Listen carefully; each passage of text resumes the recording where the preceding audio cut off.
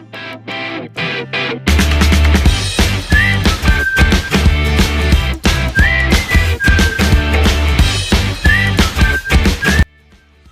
hello everybody, welcome to another One Piece review, kind of. Today I'll be reviewing chapter 1055 of the manga. I am Snow, and the name of this chapter is The New Era, which it's not much about the New Era more than it's about the people doing the things who are from the New Era, and Shanks talking about how they're from the New Era.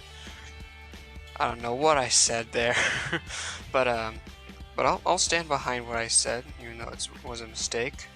It's mostly an action-packed chapter with some interesting fan service without the boobs. There's two types of fan service. And there was some info gathering. So there's that too. Let's get on with this whole thing, shall we?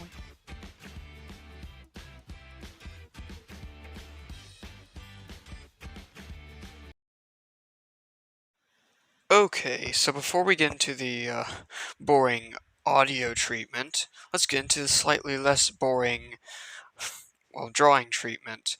As I said in the last one, I would do these. In this one, at first you can see I'm trying to draw Momonosuke in his dragon form, but let this be a lesson to everybody. Make sure you have a reference ready, because I've drawn like 2 dragons, and I guess some of them looked pretty okay, but clearly this was not okay. I kind of just gave up partway through. Okay, so I would like to mention right off the bat that today we also got a chapter of Black Clover, but I'll go over that in another video because this is about One Piece right now. It's chapter 1055, the New Era, and it seems to be mostly like a Momonosuke style moment. And we're also kind of reminded of how awesome Raizo is. We can't understate this. This guy, who I remember thinking, okay, he looks kind of weird, but he always did kind of catch my attention a little bit. He caught my attention during Zoe because, I mean, he was kind of the central drama of the entire arc. Like the backstory, like the background, the flashback of the arc. We see Dogstorm, Cat Viper, and the rest of the minks kind of getting crucified and stuff like that, just to keep, just to like ensure I don't know nothing about Raizo. And then you got Raizo over here, and he's here all along, and that revelation is still something I remember like clear as day. I I loved. I don't know how many people loved the chapter literally titled Raizo, and where he essentially threw a bunch of water into Onigashima, which was relatively recent, though also was months ago, apparently. Controversial opinion. I think that was a really good chapter, despite the fact that it took place in the middle of a huge Luffy fight, which people are probably more interested than Raizo. I mean, that makes sense. He looks weird, and people would much rather Luffy than someone who looks weird. But a lot of people look weird in One Piece, so I'm not sure what the deal is with that. But anyway, I really liked how he was the first person to like try using fire. I mean, I guess Momonosuke did try using fire, and, I did notice that a lot of other reviewers were like, "Oh, it's too bad because if Momonosuke could use the Boro Breath or Blast Breath or whatever, then it would be a really useful tool to use against someone whose basic power is trees and plants and stuff like that. And fire just goes really well with woods and plants." So yeah, it's pretty cool to see what actually happens when you use fire on plants. And apparently, I'm not sure what happens. It's pretty weird.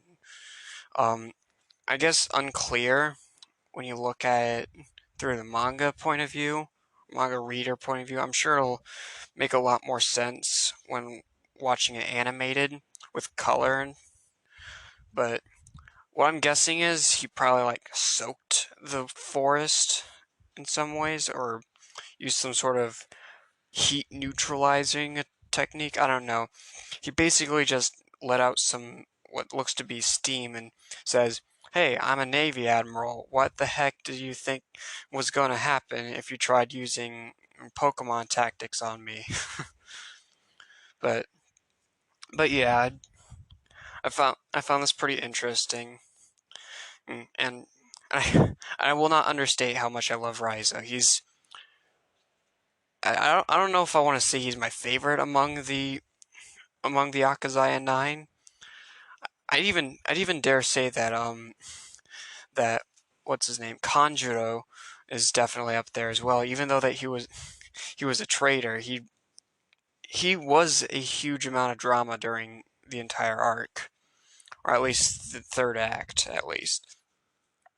But moving apart from that, aside from Raizo, I think I already said this, but Momonosuke was a true champ this entire chapter. I mean, aside from the parts that wasn't action centric, but yeah, we're just getting complete Momo growth the past few chapters.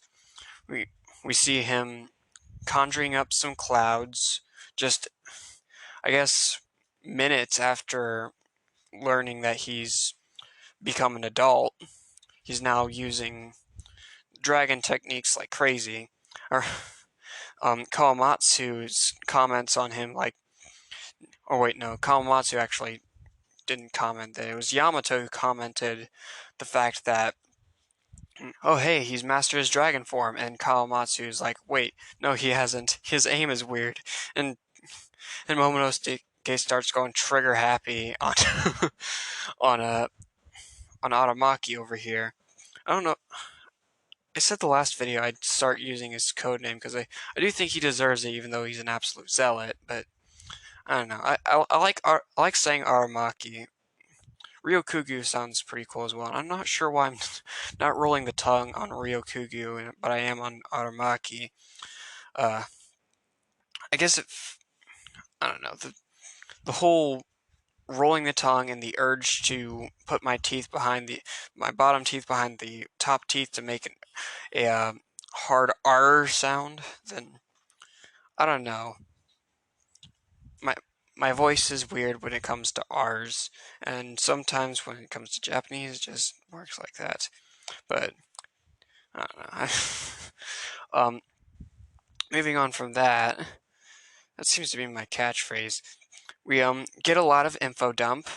We get, I think we get a lot of everything. Like we got Cole Raizo moment, we got Cole Momonosuke moment. Now we learn exactly what's going on with the Pluton. Where it is, well, we don't know exactly where it is, but we know what we need to do to get to it. Which means that eventually in the story, I think we can say for certain that, well, the borders of Wano are probably going to be broken down sometime in the story. I mean, I think that was I think that was stated, but I don't know. Okay, so moving on with, I mean, we're gonna stay at the bottom of the sea where I just got done talking about with Pluton, but oh my goodness gracious, this feels like such a picky thing to say, but Sukiyaki is short. And I'm not saying like short as in like, ugh, he's like 1 meter tall. He's like Goku levels of short, like Goku as in like Dragon Ball Goku levels of short. But no, he is tall. He's stands well above. Um, like I see him in comparison to Nico Robin. Robin's like what 6'1". She's relatively tall. I remember her like imperial system. It just her her height in the imperial system. I think she's 186, 85. I don't know. on the metric scale. But now I'm going into metrics, um, but yeah, he does stand quite a bit taller than her. But then we get to like the samurai who are all at least like all of them. Like, let's just put it this way: the one of the shorter ones is like Komatsu and what? Why do I keep forgetting? Why do I keep forgetting? Kinemon. Kinemon. Apparently he's among the shorter among the Akazaya Nine for some reason, and he's taller than Brook. Put that into perspective. He's taller than Brook, and he's short for a samurai. Then you've got what's his name? We got Raizo. He's 10'3". I don't remember his exact metric scale. I know I know that Kozuki Oden, his literal son, not Raizo's son, Sukiyaki's son. Um, I know that he's like in the 12-foot range. So so clearly, like, Oden is almost twice the size of Robin, which is funny to me. Because then we got Sukiyaki, who looks like he's not even 7 feet tall, which feels weird to say actually, because 7-footers in the real world aren't all that common. There's like 2,800 of them in a world of like 7 billion. So yeah, it's One Piece heights are really crazy, and it's something I really like addressing because I find it fascinating. But I I don't know who all is going to agree with that. But on to more important things, I do want to save the road poneglyph for, I already mentioned it. Let's go over that. We found a road poneglyph. We don't have we don't have a brook afro to hide it in, but we could probably get like a sheet to wrap it over. But something that did kind of irk me is the fact that we've got Trafalgar Law over here, who's along with Robin. Which these two do seem to bond pretty well. We got the shipping community over here going wild, while the shippers who are shipping Robin with friggin' Frankie over here. I'm not sure why I got into shipping all of a sudden. I don't I don't see any realistic situation where Robin would actually fall in love with someone. Maybe a cat. She would she would get a house and have a cat. I think that would be the most realistic situation. She'd be a single cat lady. Okay. And then Trafalgar Law is just, I don't know, make this evil warehouse full of people's hearts, and then, I don't know, write a book or something. He seems like the type of person to do that. Um, yeah, we got a road poneglyph, and so did Law. I don't know how many road poneglyphs he has, but it's clear to say that Robin Robin just straight up says, "Oh, that makes three," just telling Trafalgar Law. My memory might be short here. I'm not, but I know we're kind of in alliance with the guy, but we're also literally in a competition for the Pirate King thing. So but we also, okay, still staying at the bottom of the sea. We've got an undersea Wano. We also got like news about Jack, which I'd like to point out because Jack's a devil fruit user, which means that when he noticed the when he noticed Wano, and therefore like the fact that there's a poneglyph down here, um,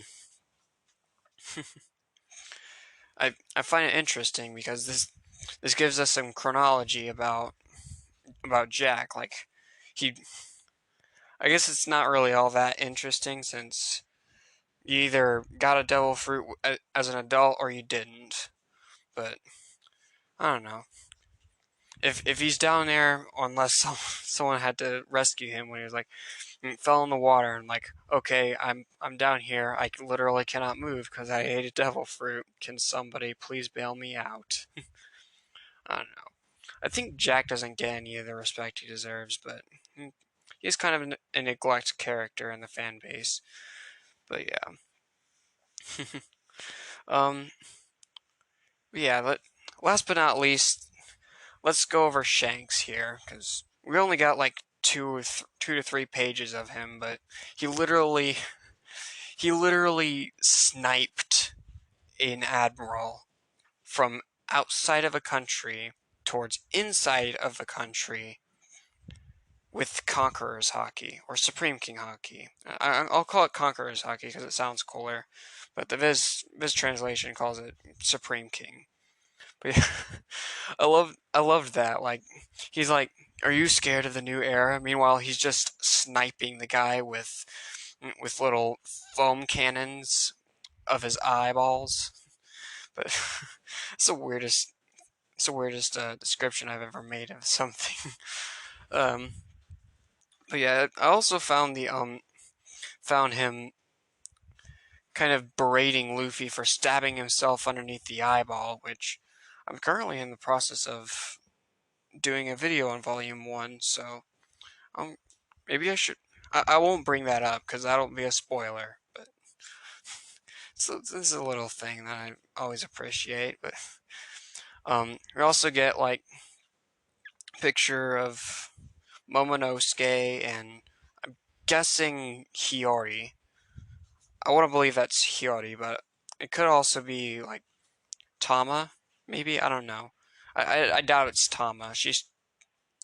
I don't know. I think she's too young. But anyway, all right. But I think that kind of wraps up what we've got with the chapter.